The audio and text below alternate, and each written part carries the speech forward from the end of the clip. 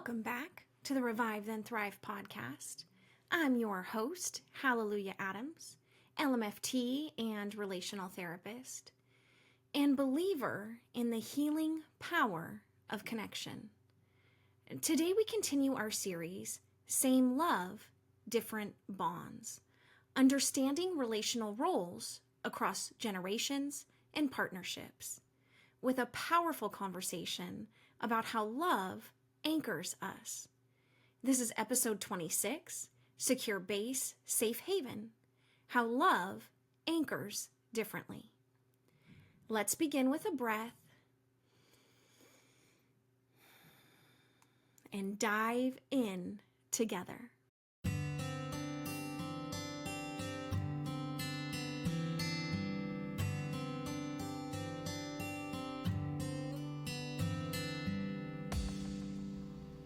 In attachment theory, Dr. John Bowlby introduced two vital roles that love plays. A secure base is what allows us to explore the world, take risks, and grow. A safe haven is what we return to when the world feels overwhelming, painful, or scary. Children rely on caregivers to be both. Partners in romantic relationships co-create these roles. But how these anchors are expressed and who carries the weight of them varies greatly. Relational Thriving's 1. Ask yourself, who do I turn to when I feel afraid? Who helps me launch when I need courage? The answers to these questions give us insight into how secure our attachments really feel. In romantic relationships, both partners ideally act as secure base and safe haven for each other.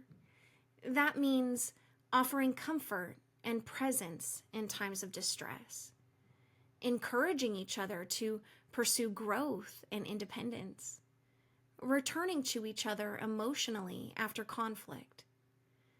But what happens when trauma or role confusion enters the scene?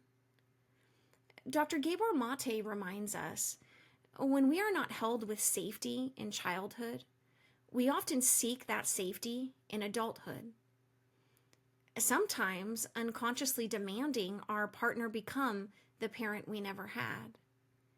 This is where boundaries blur and caregiving can become enmeshment. In a healthy parent-child dynamic, the parent is the consistent secure base and safe haven. We talked about this more last episode, in episode 25, how the child depends on the adult to regulate and co-regulate. Emotional accessibility is offered, not demanded. Problems arise when the child is expected to offer security to the parent. This reversal can lead to emotional parentification, chronic anxiety, or codependent patterns later in life. Brené Brown says, you can't be both the parent and the child in a relationship. Relational Thriving's 2. If you're a parent, ask, am I offering emotional security in a developmentally appropriate way? If you're in a romantic relationship, ask, am I inviting mutual emotional safety or expecting my partner to carry it all? When the lines between safe haven and secure base get blurry, we see enmeshment, emotional burnout, and boundary rupture. Some common examples are a child feeling responsible for a parent's emotional well-being, a partner acting like a perpetual rescuer instead of a co-regulator, guilt or shame when one person steps away to recharge or differentiate. Somatic cues of enmeshment include tension in the chest when separating, panic at the idea of disappointing someone, difficulty knowing where your emotions end and theirs begin. Relational Thriving's 3. Build secure anchoring rituals.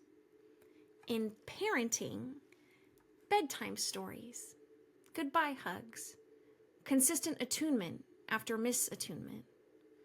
In partnership, daily check-ins, emotional repair rituals, I see you moments after distance.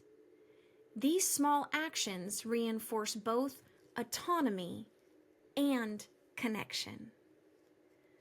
Love is not only about being there when things go wrong. It's also about cheering each other on when things go right. We need people who will hold us and launch us. We need safe havens and secure bases. When we understand which role we're meant to play, and when we stop confusing love with over-responsibility, clinging, guilt, or control, we begin to build love that has space to grow, space for both of us to be human, space to honor both connection and autonomy. In our next episode, we explore the emotional labor that lives inside these roles. Episode 27, Boundaries, Expectations, and Emotional Labor. We'll unpack how labor is divided in romantic partnerships, when parents expect too much emotional maturity from children, how trauma shapes our emotional expectations of others, and how to distinguish healthy emotional closeness and interdependence from misplaced emotional responsibility and codependence.